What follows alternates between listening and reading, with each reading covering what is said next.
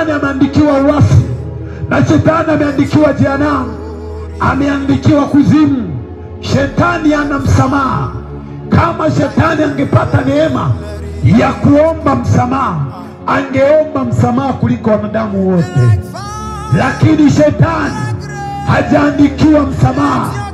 Shetani ana msamaha. Ndio maana anakutaka wewe uende naye jehanamu.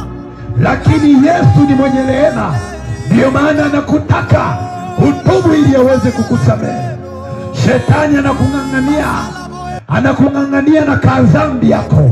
Shetani anakung'ang'ania na dhambi hiyo. Ifike hatua ukatae, useme hapana kuishi maisha ya dhambi. Useme na kukataa shetani na dhambi zako. Useme sikutaki shetani na ulevi wako. Useme sikutaki shetani na ukahaba wako. Useme sikutaki shetani na unafiki. Useme sikutaki shetani na uongo.